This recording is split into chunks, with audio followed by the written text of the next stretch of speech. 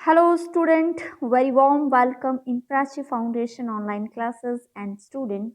आज हमारा है lecture number 1 chapter number 14 reproduction in animal.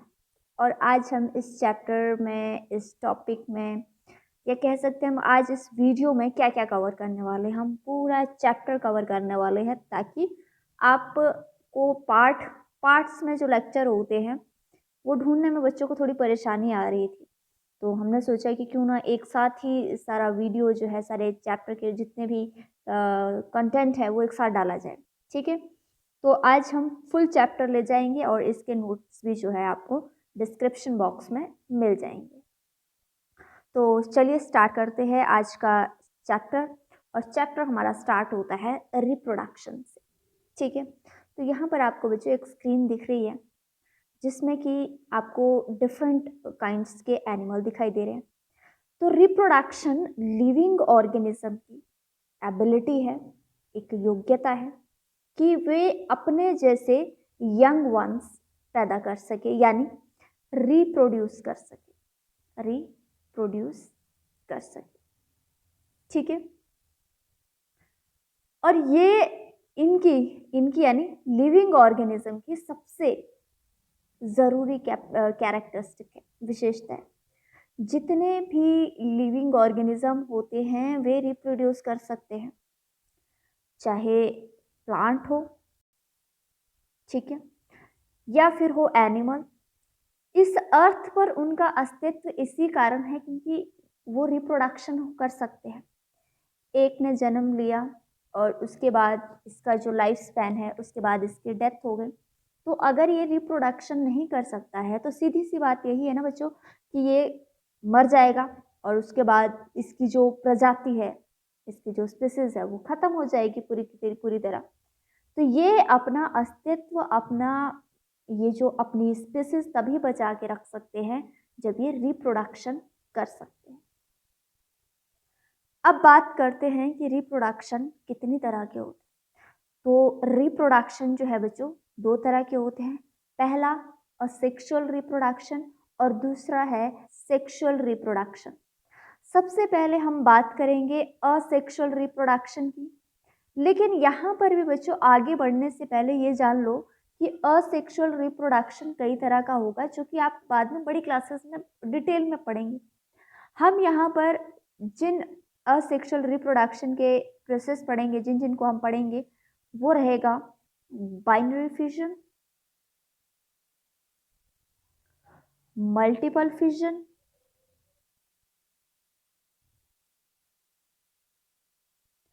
और हम पढ़ेंगे डिटेल में बर्डिंग के बारे में। ठीक है बच्चों, तो असेक्सुअल रिप्रोडक्शन को यूनिपेरेंटल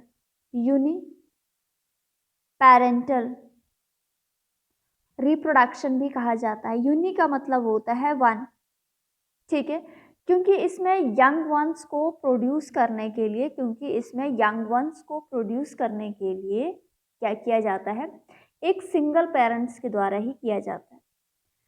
इसमें बच्चों ना तो गैमेट्स बनते हैं, हम आगे पढ़ेंगे, इसमें ना तो गैमेट्स बनते हो और ना ही जब गैमेट्स बनते हैं तो उनमें फ्यूजन भी नहीं होता है।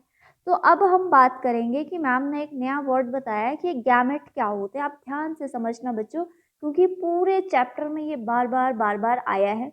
तो आगे हम इतने डिटेल में नहीं पढ़ेंगे, फिर हम सिर्फ गैमेट पढ़ेंगे और आगे की प्रोसेस पढ़ेंगे। ठीक है, तो यहाँ पर समझ लेते हैं कि गैमेट होता क्या है।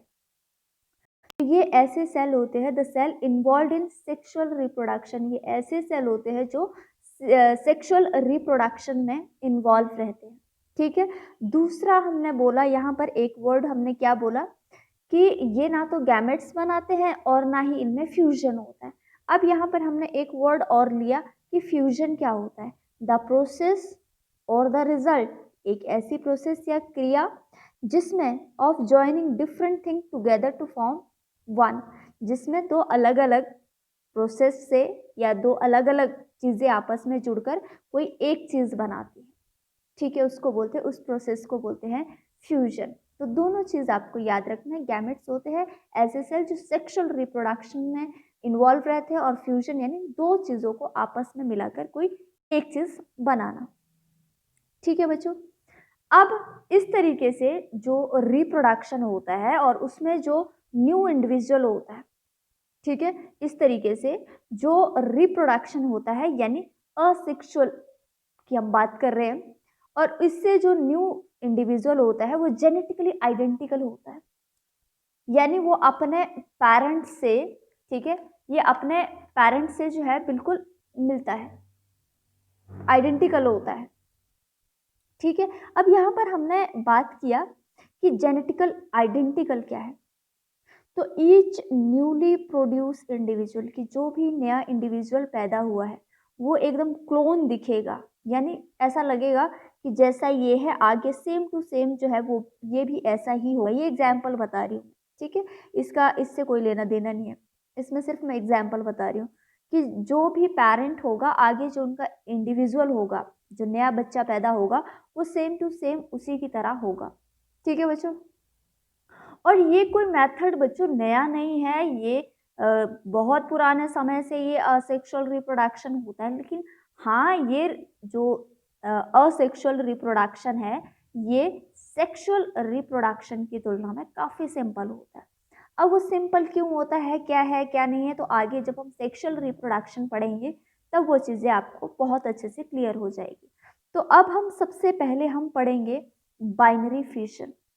ठीक है बच्चों, जैसा कि हमने स्टार्टिंग में पढ़ा था कि असेक्सुअल जो हमारा असेक्सुअल रिप्रोडक्शन है उसके कई सारे तरीके होते हैं, बहुत सारे प्रोसेसेस होती है, लेकिन वो हम बड़ी क्लासेस में पढ़ेंगे। यहाँ पर हमारा सिर्फ 3 टॉपिक है जिसको हम अच्छे से कवर करेंगे।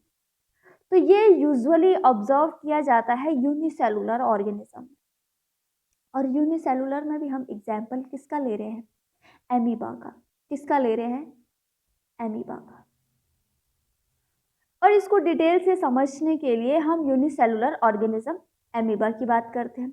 इस प्रोसेस में क्या होता है, इस प्रोसेस में क्या होता है कि जो पेरेंट सेल होता है वो धीरे धीरे धीरे धीरे करके डिवाइड होना शुरू होता है, और जो डिवाइड सेल होता है, देखो यहाँ पर धीरे धीरे धीरे करके ये डिवाइड हुआ, और उसके बाद इसने क्या बनाया, 2 सेल बनाए जिनको बोलते हैं 2 आइडेंटिकल डॉटर सेल।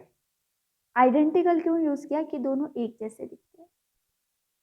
और जो बाद में ये डिवाइड सेल होंगे, ठीक है, वो अपने इंडिविजुअल फॉर्म में ग्रो होंगे, जैसा ये फर्स्ट था, जैसा ये पेरेंट सेल था, ठीक वैसे ही बाद में ये भी ग्रो होंगे, और बाद में फिर इनका भी आगे चलकर ऐसा ही क्या होगा, ऐसा ही इनका डिवीजन होगा। ठीक है, अब इम्पॉर्टेंट चीज इसमें क्या है बच्चों, इम्पॉर्टेंट ये है कि ये जो दोनों डॉटर सेल है वो कैसे होंगे, आइडेंटिकल होंगे। कैसे होंगे, आइडेंटिकल होंगे। समझ में आया आपको, चले आगे। अब देखो मल्टीपल फिजन, मल्टीपल फिजन। तो many individuals are form, many individual are form a single individual. तो कई सारे ऐसे इंडिविजुअल होते हैं जो सिंगल ही इंडिविजुअल से आगे फॉर्म होते हैं या तैयार कर रहे हैं, यानी यहाँ पर जो डिवीजन होता है उसे रिपीटेड डिवीजन भी कहा जाता है। रिपीटेड, याद रखना इसको, इसको रिपीटेड डिवीजन भी कहा जा सकता है। क्योंकि एक पेरेंट सेल से, क्योंकि एक पेरेंट सेल से नंबर ऑफ यहाँ से देखो नंबर ऑफ इंडिविजुअल जो है, स्मॉल इंडिविजुअल जो है वो रिप्रोड्यूस होता है। देखो यहाँ पर लिखा भी है डॉटर न्यूक्लियस। यहाँ पर एग्जाम्पल जो लिया गया है वो प्लाज्मोडियम का लिया गया है, जिसको कि मलेरियल पैरासाइट भी कहते हैं। इसमें ये जो फ्यूजन है, इसमें ये जो डिवीजन है बहुत अच्छे से देखा जा सकता है। और अगर हम किसी प्लांट की बात करें तो मैनी एल्गी बहुत सारी ऐसी एल्गी होती हैं जिनमें ये प्रोसेस जो है वो देखा जा सकता है। समझ में आया बच्चों, चले आगे। यहाँ पर हमने देखो सिंपल सी बात है, यहाँ पर क्या देखा हमने कि एक सिंगल इंडिविजुअल से ही बहुत सारे सिंगल इंडिविजुअल जो है वो तैयार हो रहे हैं। ठीक है, पीछे में था कि एक से हम 2 डॉटर एमीबा देखा आपने, 2 डॉटर सेल तैयार हो रहे, लेकिन यहाँ पर 2 नहीं हो रहे, यहाँ पर बहुत सारे single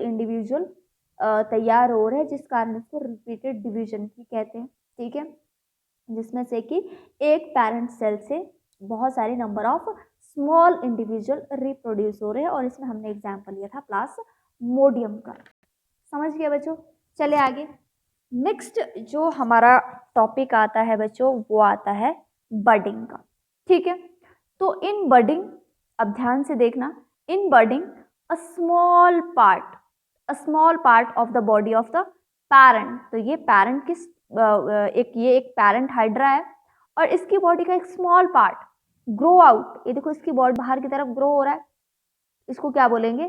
called a bud, which then detached and become a, जब ये ग्रो हो जाएगा उसके बाद क्या होगा कि ये डिटैच हो जाएगा and become a new organism. तो देखो धीरे धीरे यहाँ पर इसकी मोटाई देखो कितनी है, और यहाँ पर इसकी मोटाई देखो कितनी, और धीरे धीरे धीरे धीरे क्या होगा बच्चों, ये और पतला हो जाएगा और पतला हो जाएगा, और धीरे धीरे एक टाइम ऐसा आएगा कि ये इसकी बॉडी से डिटैच हो जाएगा। यानी इस पूरी प्रोसेस में हमने क्या पढ़ा?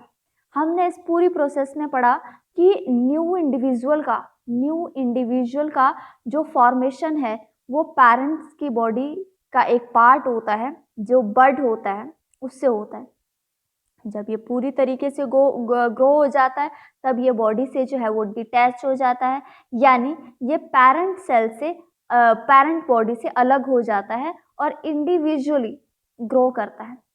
एग्जाम्पल हम मान सकते हैं बडिंग इन हाइड्रा, और सेम प्रोसेस जो है हम यीस्ट सेल में भी देख सकते हैं। तो यहाँ पर आप देख रहे हो पहली प्रोसीजर यीस्ट सेल, फिर धीरे धीरे ये डेवलप होना स्टार्ट हो जाता है, फिर धीरे धीरे देखिए न्यू बर्ड स्टार्ट हो जाता है, और धीरे धीरे फिर इनकी एक चेन बननी स्टार्ट हो जाती है। ठीक है, और उसके बाद क्या होता है बच्चों, ये इंडिविजुअली ग्रो करना स्टार्ट कर देते। समझिए। चलो बच्चों, नेक्स्ट टॉपिक जो आता है हमारा वो आता है सेक्सुअल रिप्रोडक्शन। सेक्सुअल रिप्रोडक्शन को बाय पैरेंटल यानी two, reproduction by parental reproduction भी कहा जाता है। टू का मतलब क्या हुआ, यानी इस रिप्रोडक्शन के लिए मेल एंड फीमेल की नीड होगी। तो यहाँ पर जो यंग वंस होगा, तो यहाँ पर जो यंग वंस की जो रिप्रोड्यूस होते हैं वो स्पेशल सेल यानी गैमेट, जो हमने थोड़ी देर पहले पढ़ चुके हैं, गैमेट के फॉर्मेशन और उनके फ्यूजन से ही होते हैं। फ्यूजन हमने पीछे पढ़ लिया है। तो असेक्सुअल रिप्रोडक्शन में हमने पढ़ा था कि जो यंग वंस होते हैं वो कैसे होते हैं, वो आइडेंटिकल होते हैं, लेकिन सेक्सुअल रिप्रोडक्शन में जो यंग वंस होते हैं वो जेनेटिकली आइडेंटिकल नहीं होते। हमने जेनेटिकल आइडेंटिकल भी जो हमने पूरी डेफिनेशन हमने लिख ली है। तो यहाँ पर जो यंग वन होगा वो जेनेटिकल आइडेंटिकल नहीं होगा। एक चीज बच्चों और याद रख लो कि मल्टी सेलुलर ऑर्गेनिज्म जो होते हैं, ठीक है, उन्हें स्पेशल सेल की जब भी बात आ रही है तो हम बात कर रहे हैं गैमेट्स की जरूरत होती है, और ये स्पेशल सेल प्रोड्यूस किए जाते हैं रिप्रोडक्टिव ऑर्गन के द्वारा। किसके द्वारा? रिप्रोडक्टिव ऑर्गन के द्वारा। तो यहाँ पर हमने पीछे बात की थी कि यूनिपेरेंटल यानी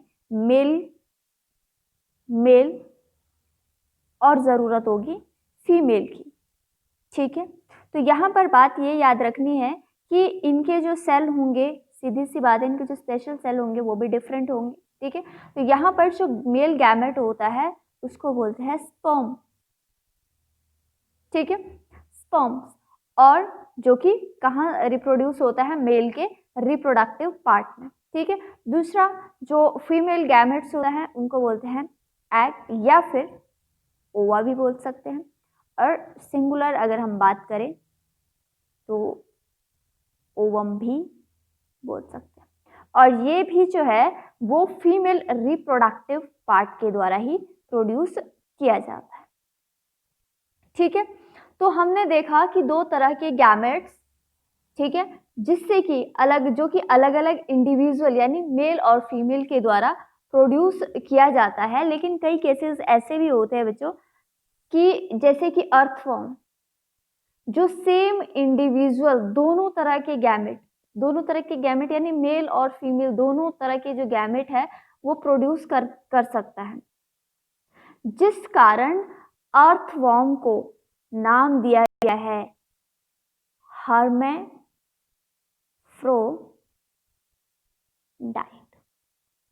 हर्मेफ्रोडाइट यानी हर्मेफ्रोडाइट है क्या actually? an animal that has both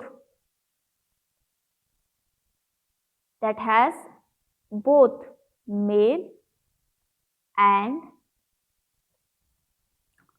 female sexual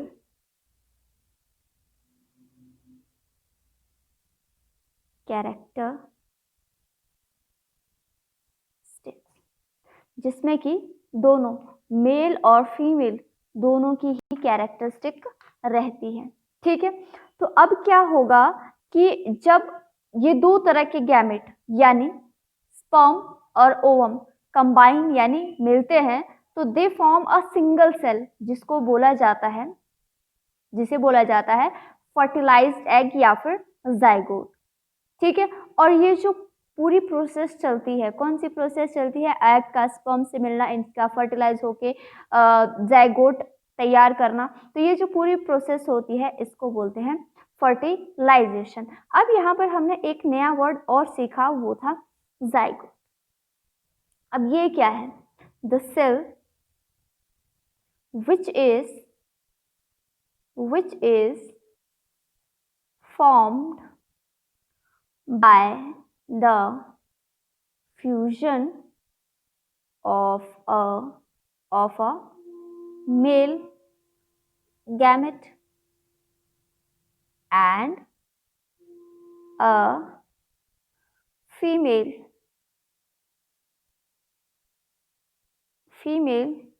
gamete is called zygote। समझ में आया आपको? ठीक है, तो बस ये सिंपल सी बात है। और उसके बाद क्या होगा कि ये जो जाइगोट है उसके बाद धीरे धीरे डेवलप होना शुरू होता है, और जब ये डेवलप होना शुरू होता है और उसके बाद ये बनता है ऑफस्प्रिंग। क्या बनता है? ऑफस्प्रिंग। ठीक है, तो बच्चों नेक्स्ट जो हमारा टॉपिक है वो है रिप्रोडक्टिव पैटर्न।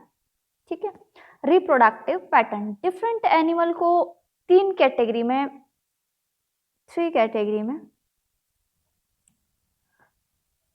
कैटेगरीज, ठीक है, 3 कैटेगरीज में डिवाइड किया गया है। किस आधार पर किया गया है? क्या बेस है उसका? तो उनको डिवाइड किया गया है फर्टिलाइजेशन एंड डेवलपमेंट के आधार पर। ठीक है, किस आधार पर? फर्टिलाइजेशन के बाद जो उसका न्यू इंडिविजुअल का जो डेवलपमेंट होगा उसके आधार पर एनिमल के डिफरेंट कैटेगरीज को 3 कैटेगरी में डिवाइड किया गया है। अब जो हमारा सबसे पहला है, ठीक है, वो है एक्सटर्नल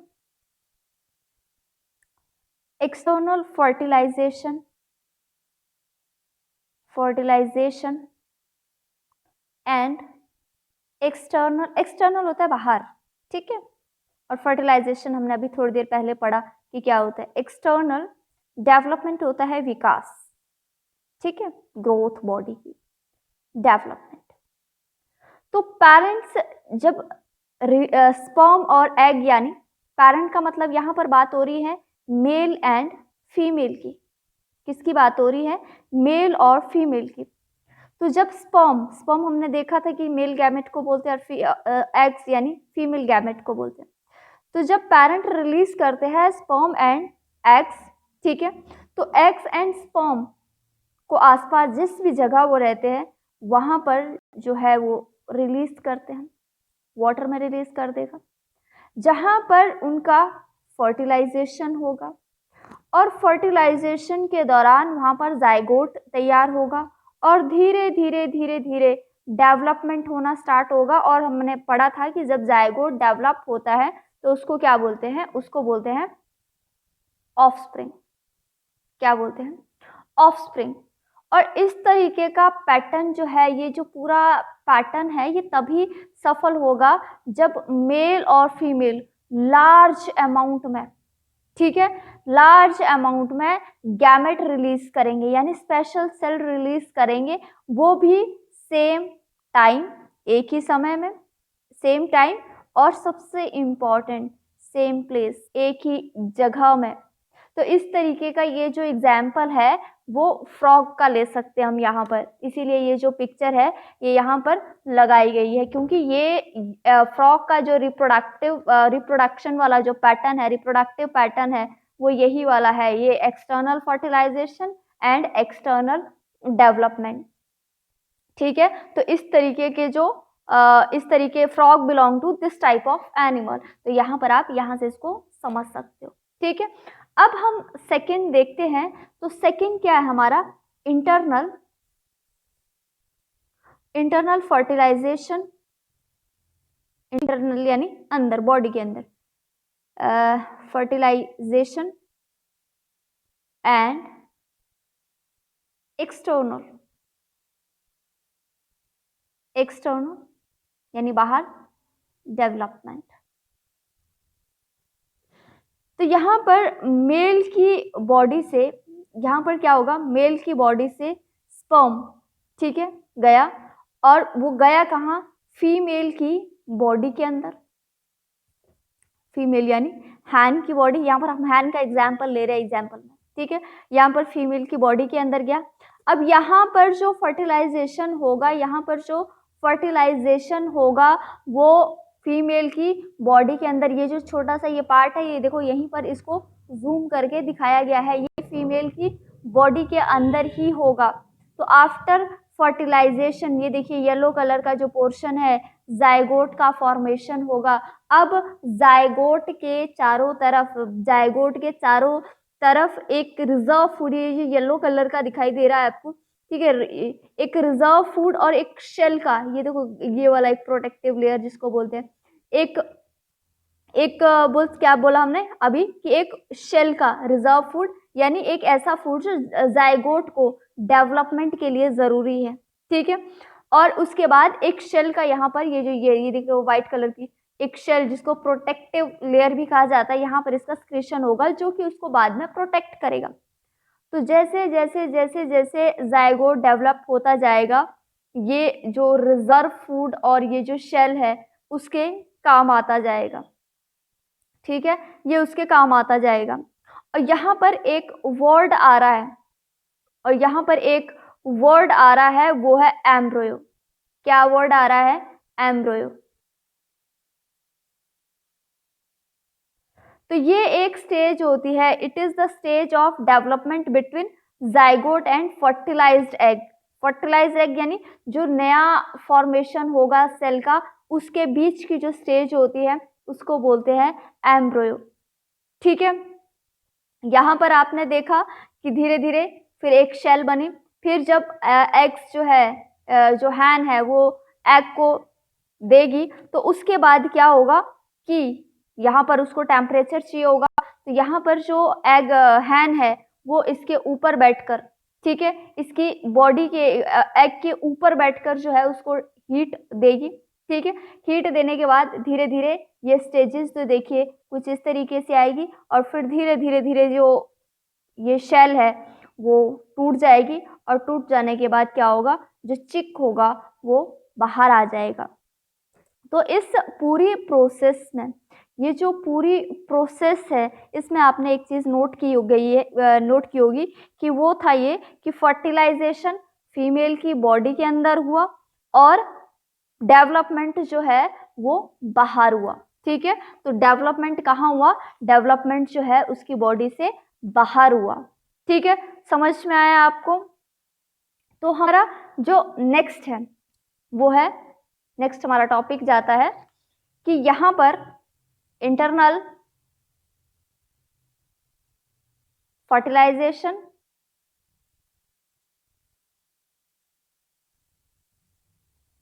एंड इंटरनल डेवलपमेंट। यानी कि यहाँ पर जो फर्टिलाइजेशन होगा वो भी बॉडी के अंदर होगा और जो डेवलपमेंट होगा वो भी बॉडी के अंदर होगा। तो इसमें फर्टिलाइजेशन और डेवलपमेंट दोनों ही फीमेल बॉडी के अंदर होता है। इसका मतलब ये हुआ कि फॉर्मेशन ऑफ जाइगोट और यंग वन का जो डेवलपमेंट है वो फीमेल की बॉडी के अंदर ही होगा।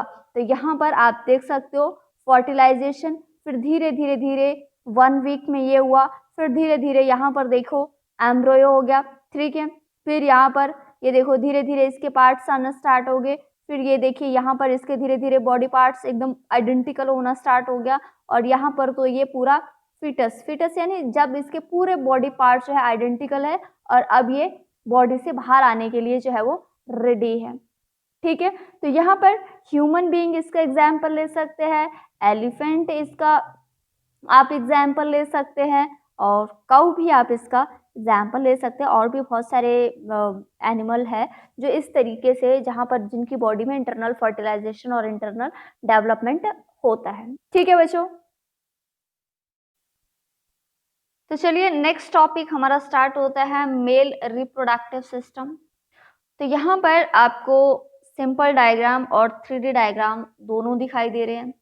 यहाँ पर हम पढ़ेंगे, यहाँ पर जो आपको डायग्राम में पार्ट्स दिखाई दे रहे हैं, बहुत सारे पार्ट दिखाई दे रहे हैं, जिसमें आपको पेयर ऑफ टेस्टिस, स्कॉर्टम, ठीक है। यहाँ देखिए 2 स्पर्म डक्ट, यहाँ पर स्पर्म डक्ट आप क्लियरली देख सकते हैं, ठीक है। इसके अलावा यूरेथ्रा, पेनिस, इसके अलावा और भी बहुत सारे पार्ट यहाँ पर आप देख रहे हैं, ठीक है।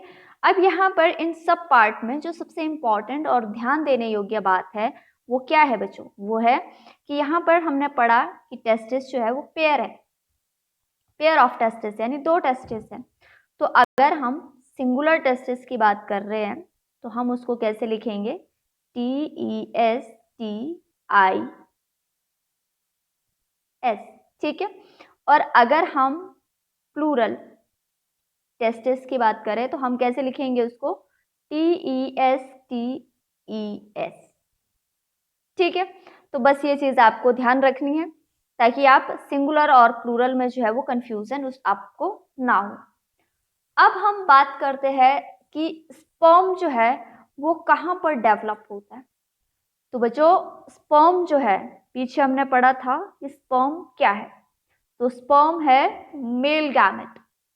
तो जो स्पर्म सेल है वो है मेल गैमेट और ये डेवलप होता है टेस्टिस में।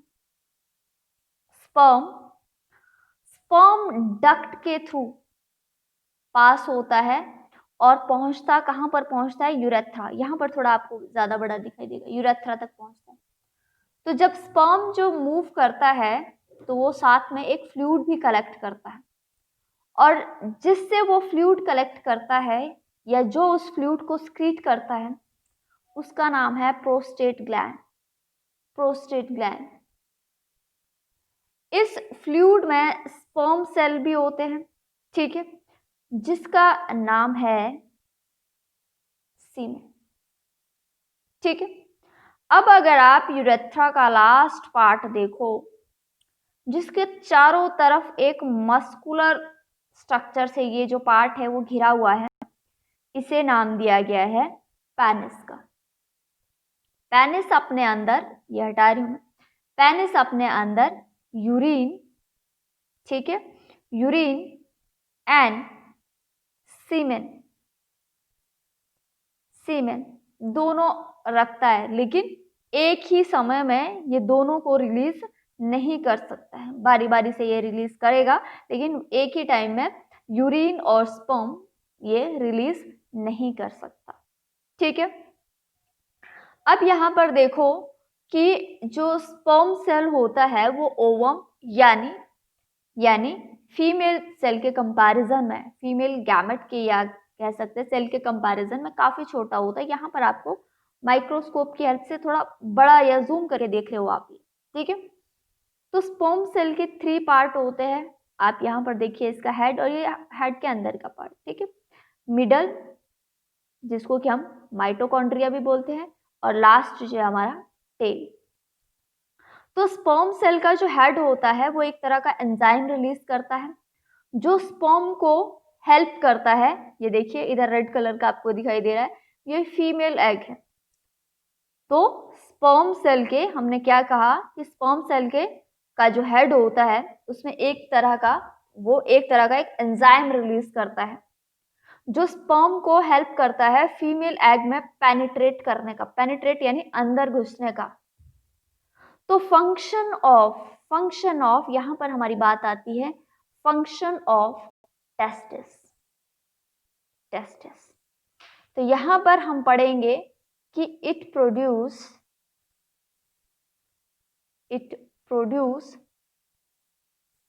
स्पर्म, और दूसरी चीज हम पढ़ेंगे कि it produce male sex hormone called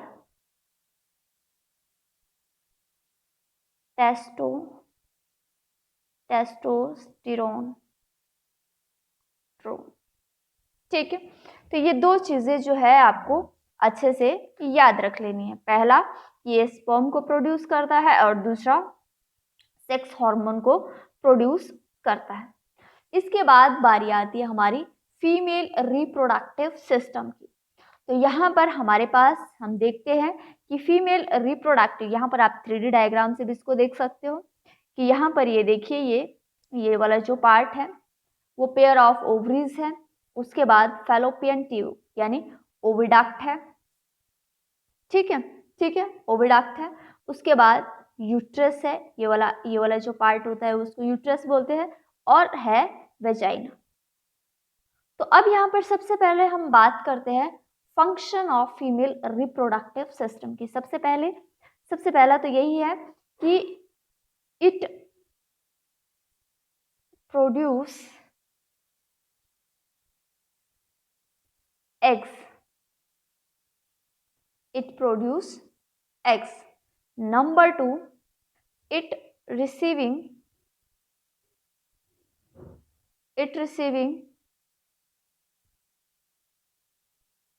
the sperm and providing the site for fertilization।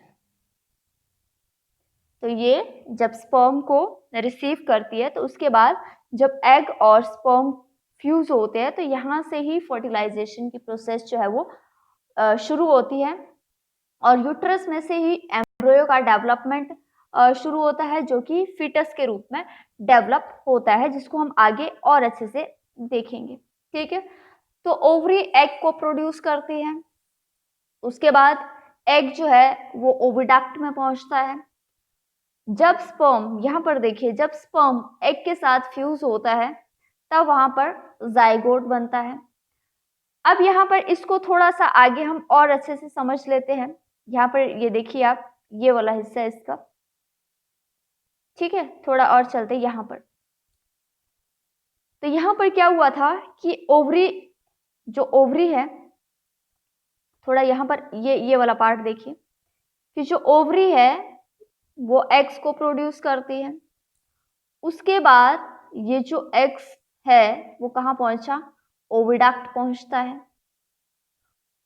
जब स्पर्म एग के साथ फ्यूज होता है, यानी when a sperm fuses with the egg, तब वहां पर क्या बनता है, जाइगोट। अब आगे देखिए आप, ठीक है, इसके बाद में जाइगोट आगे, ये देखिए यहाँ पर स्पर्म जो है ये छोटे छोटे आपको दिखाई दे रहे हैं ना, स्पर्म एग के साथ फ्यूज होता है तब वहां पर क्या बनता है, जाइगोट बनता है।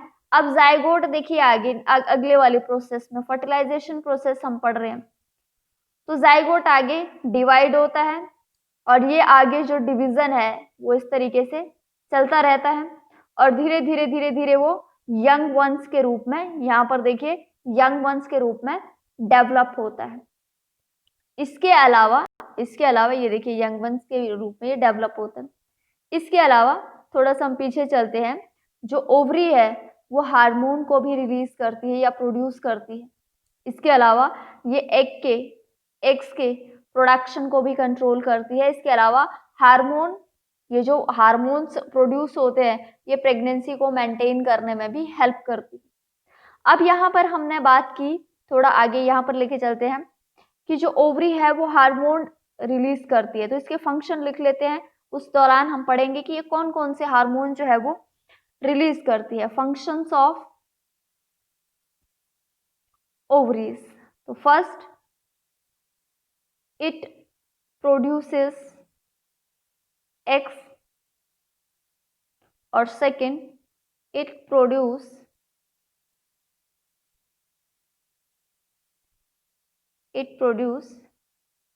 हार्मोन्स, और वो हार्मोन्स कौन सा है? एस्ट्रोजन, एस्ट्रोजन, और दूसरा है प्रोजेस्टेरोन, जेस्ट्रॉन। ठीक है, तो ये चीजें आपको जो है अच्छे से नोट डाउन करनी है। ठीक है, तो यहाँ पर इसको आप नोट डाउन अच्छे से कर लेना ताकि अच्छे से ये समझ में आपको आ जाए। अब सबसे पहले हम बात करते हैं, थोड़े से पीछे आ जाते हैं कि how does fertilization take place. How does fertilisation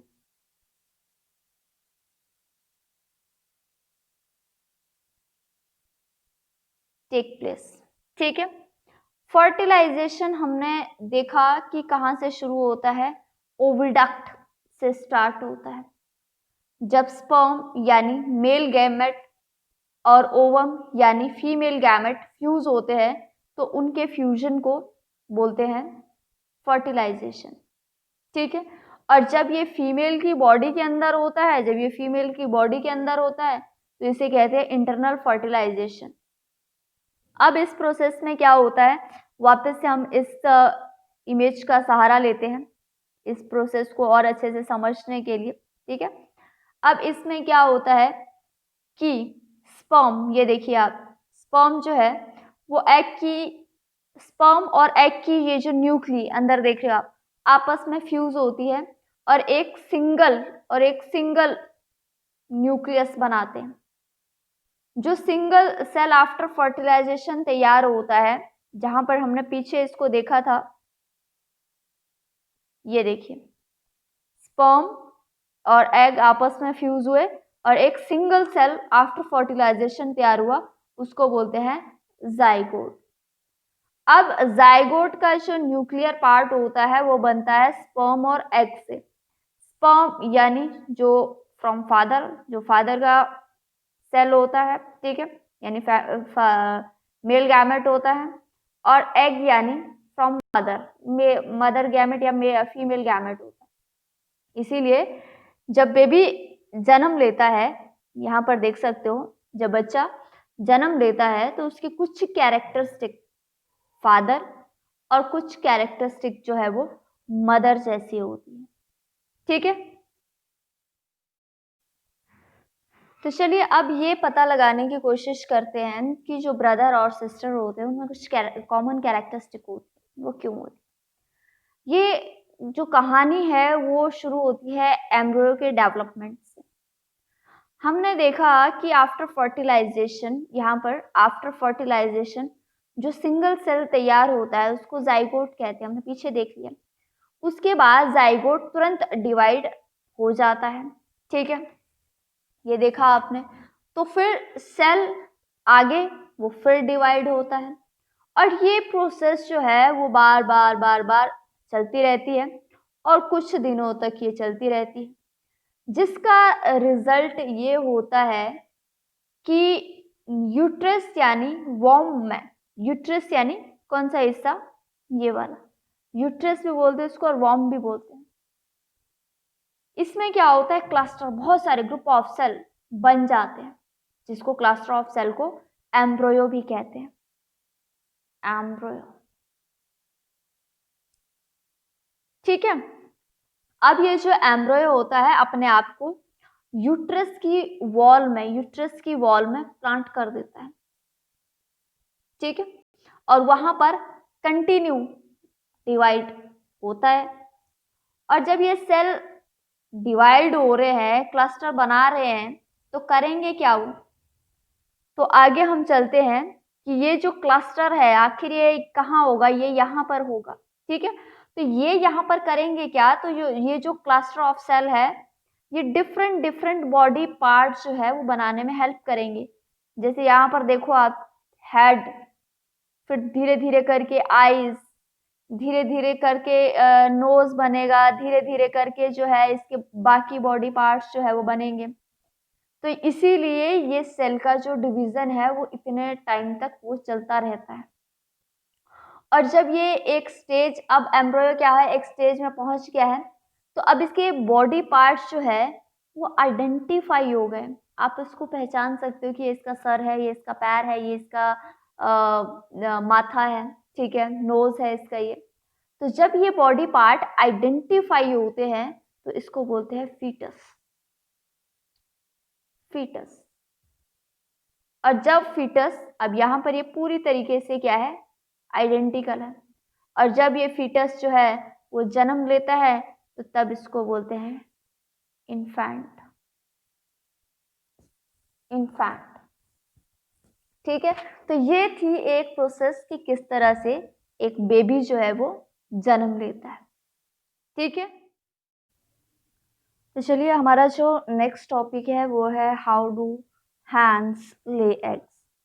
हालांकि हमने स्टार्टिंग में इसको थोड़ा बहुत पढ़ा था, ये पिक्चर आपको देख के याद आ गया होगा, लेकिन अब इसको हम और डिटेल से पढ़ेंगे, ठीक है। पिक्चर सेम है, बस हमारा जो थोड़ा सा कॉन्सेप्ट है वो हम थोड़ा डीप में ले जाएंगे इसमें। तो हैंड्स में जो फर्टिलाइजेशन होता है, हैंड्स में जो फर्टिलाइजेशन की प्रोसेस होती है वो उनकी बॉडी के अंदर होती है, वो उनकी बॉडी के अंदर होती है, यानी फीमेल की बॉडी के अंदर। पर जो इनका डेवलपमेंट होता है, यानी जो बेबी का डेवलपमेंट होता है, वो फीमेल की बॉडी के बाहर होता है। वो हम धीरे धीरे करके पूरी प्रोसेस पढ़ेंगे।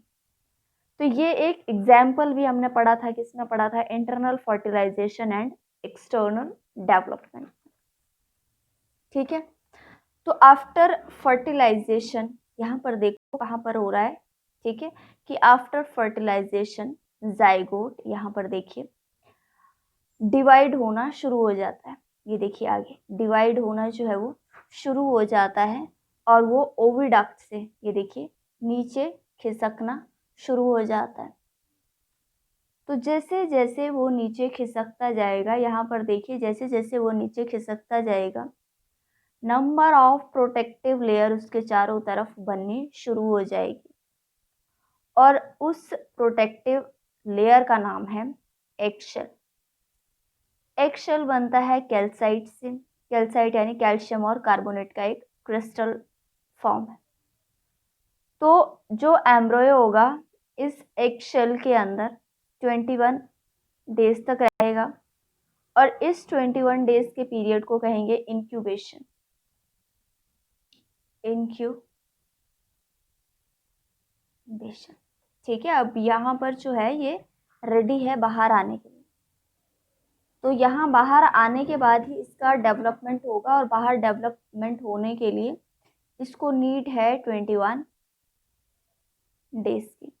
21 डेज के बाद ये जो चिक होगा वो पूरी तरीके से डेवलप होगा। एक और चीज़, इंक्यूबेशन जो पीरियड होता है, इंक्यूबेशन यानी अंडा बाहर आने के बाद एग को सही टेम्परेचर की ज़रूरत होती है, और वो उसको हैंड के द्वारा ही दी जाती है। अब वो कैसे, सिटिंग ऑन द एग्स। कई बार ये जो टेम्परेचर है वो आर्टिफिशियल मेथड से भी दिए जाते हैं। जो बड़े बड़े पोल्ट्री फार्म होते हैं जहाँ पर सप्लाई की जाती है, तो वहाँ पर तो इतनी सारी मुर्गियों को इतने सारे अंडों पर नहीं बिठाया जा सकता, तो वहाँ पर जो टेम्परेचर होता है वो आर्टिफिशियल मेथड से देने की कोशिश की जाती है। और फिर क्या होता है, ये 21 डेज के बाद शेल जो है वो ब्रेक होना शुरू हो जाता है, और चिक उसमें से बाहर आ जाता है। तो इस प्रोसेस को, यानी जब चिक शेल को ब्रेक करता है और उसमें से बाहर आता है, तो उसको बोलते हैं हैचिंग प्रोसेस, ठीक है। तो ये था हमारा कॉन्सेप्ट कि how do hens lay eggs. अब हम बढ़ते हैं आगे। अब हमारा जो नेक्स्ट टॉपिक है वो है विविपारस एनिमल। विवस यहाँ पर एक चीज समझ लेते हैं, वीवस यानी अलाइव, जिंदा।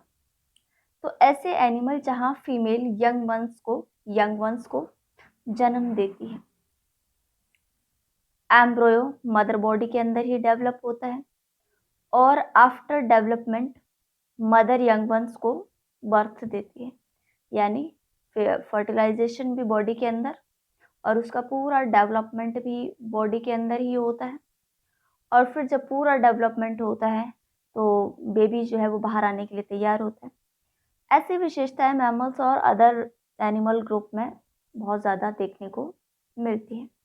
ठीक है, नेक्स्ट जो हमारा टॉपिक है वो है ओविपेरस एनिमल, और ऐसे एनिमल ओवी यानी ओवा,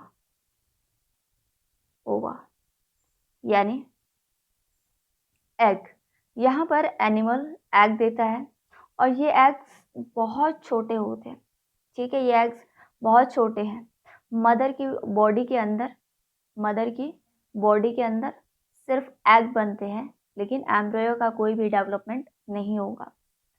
एग की जो डेवलपमेंट होती है वो आसपास के सराउंडिंग यानी एक्सटर्नल सराउंडिंग में ही इसकी डेवलपमेंट होती है।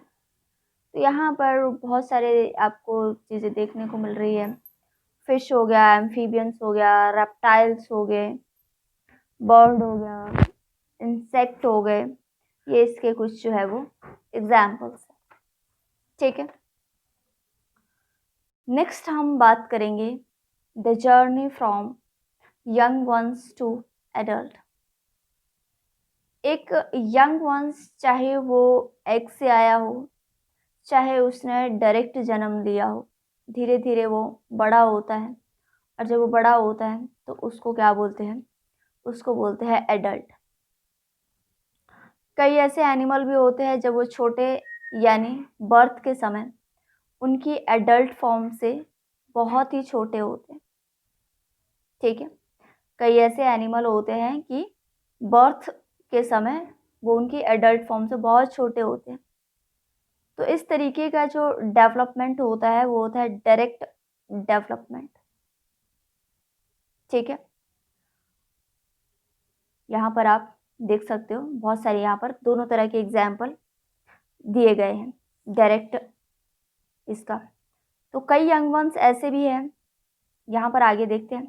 तो कई ऐसे यंग वंस भी हैं जो बर्थ के टाइम कुछ और दिखाई देते हैं, जैसे यहाँ पर ये शुरुआती दौर में कुछ और दिखाई देते हैं और एडल्ट होने पर जब ये पूरे बन जाते हैं, जैसे ये देखो एडल्ट होने पर ये कुछ और ही दिखाई देते हैं। यानी कि इनकी बॉडी में बर्थ से लेकर एडल्ट तक एक ड्रास्टिक चेंज, बहुत ही ज़्यादा चेंज होता है।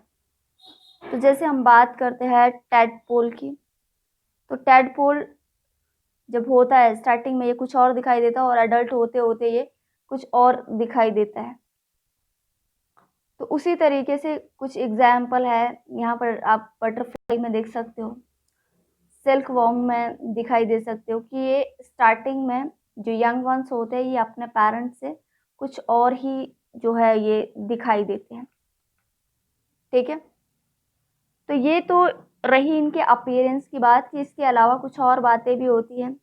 जैसे जो एडल्ट फ्रॉग होता है उसमें नंबर ऑफ ऐसे फीचर या ऐसी विशेषताएं होती हैं जो टैडपोल में नहीं होती है। जैसे कि फ्रॉग में लंग्स होता है, परंतु जो टैडपोल होते हैं उनमें गिल्स होता है रेस्पिरेशन यानी सांस लेने के लिए। इस तरीके से जो डेवलपमेंट होता है उसको बोलते हैं इनडायरेक्ट डेवलपमेंट। ठीक है, इस तरीके का जो डेवलपमेंट होता है उसको बोलते हैं इनडायरेक्ट डेवलपमेंट।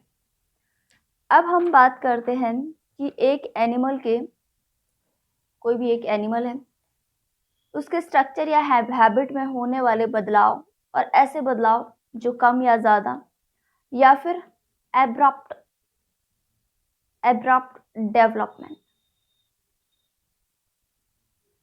डेवलपमेंट। इसका मतलब क्या होता है एब्रप्ट डेवलपमेंट का? Sudden development. ठीक है, तो यहाँ पर पीछे हमने फ्रॉग और बटरफ्लाई के केस में देखा था कि यंग वंस जो है टोटली डिफरेंट थे एडल्ट होने के बाद। तो ये बदलाव जो उनके पूरे लाइफ साइकिल में चलता रहता है, यहाँ पर हमने दोबारा इसी पिक्चर का सहारा लिया इसको समझने के लिए। तो ये जो बदलाव जो उनके पूरे लाइफ साइकिल में चलता है उसको बोलते हैं Metamorphosis.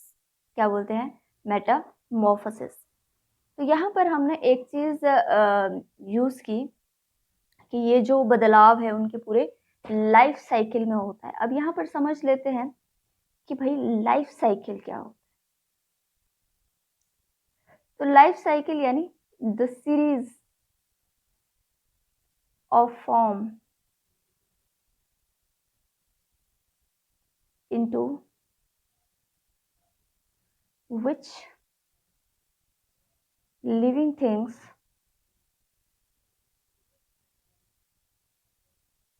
changes living things changes as it develop। तो ये एक सीरीज में जो है वो डेवलपमेंट होता है जिसमें यंग वन से, जैसे हमने यहाँ पर देखा था कि टैडपोल जो था वो अपना लाइफ साइकिल जितना भी इसका चला उसमें वो एडल्ट होते होते पूरी तरीके से चेंज हो गया था। इसमें जो बदलाव आया वो बहुत ही ड्रास्टिक बदलाव आया।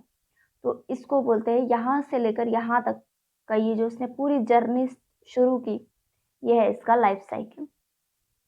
दूसरी चीज़ यहाँ पर हमने लिखी है Metamorphosis.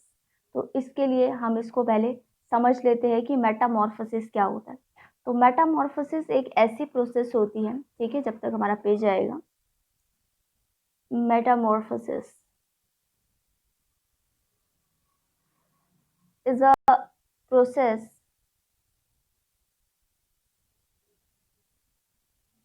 some animal go through to become adult, बड़े होने की जो इनकी प्रोसेस है। It is a series of physical, इसमें जो बदलाव होता है वो कैसे बदलाव होता है? Physical changes. और मेटामॉर्फोसिस जो है, एक और चीज़ इसमें आप ध्यान रखना कि मेटामॉर्फोसिस जो है इज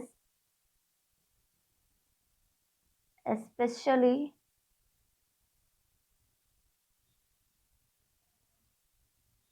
कॉमन इन इंसेक्ट।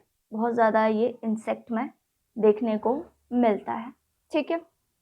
तो नेक्स्ट हम बात करेंगे लाइफ साइकिल ऑफ फ्रॉग। इसके पहले हम जान लेते हैं कि जो एम्फीबियन यानी लैंड और वाटर दोनों में रह सकते हैं, अपने लाइफ साइकिल के दौरान जो है वो एग्स प्रोड्यूस करते हैं, यानी एग्स बनाते हैं, रिलीज करते हैं। तब टैडपोल जो है, ये जो टैडपोल है वो उस एग से निकलते हैं और फ्रीली पानी में तैरते हैं। टैडपोल को अगर देखें, अगर इसको आप ध्यान से देखोगे, यहाँ से इसको हटा देते हैं, तो टैडपोल को अगर आप ध्यान से देखोगे तो इसमें गिल्स होते हैं, एक टेल होती है और एक छोटा सा सर्कुलर माउथ होता है। सॉरी। टैडपोल तब तक बढ़ता है जब तक कि मेटामॉर्फोसिस की प्रोसेस शुरू नहीं हो जाती, यानी उसके फिजिकल यानी जो डेवलपमेंट की जो हमने पीछे पढ़ा वो प्रोसेस जो है वो शुरू नहीं हो जाती। तो मेटामॉर्फोसिस की शुरुआत यहाँ से देख सकते हो, हिंड लैंग्स के डेवलपमेंट से शुरू होती है, ठीक है। और ये धीरे धीरे बाद में ये सामने वाले जो फ्रंट लेग्स है उसका भी डेवलपमेंट होता है। और उसके बाद इसके बाद हिंड लेग्स डेवलप हो गए, फिर फ्रंट लेग्स हमारे डेवलप हो गए। इसके बाद लंग्स का डेवलपमेंट होता है, ठीक है। इसके बाद लंग्स का डेवलपमेंट होता है। उसके बाद टैडपोल वाटर के सरफेस में स्विम करना शुरू कर देता है, क्योंकि अब वो सांस अच्छी तरह से ले सकता है। मेटामॉर्फोसिस की जो लास्ट स्टेज आते आते जो ये टेल है, यहाँ से ये जो टेल है ये बॉडी द्वारा एब्जॉर्ब कर ली जाती है, यानी इसकी हट जाती है, ये टेल टूट नहीं जाती जैसे छिपकली की टूटती है, ठीक है, बॉडी के द्वारा एब्जॉर्ब कर लिया जाता है।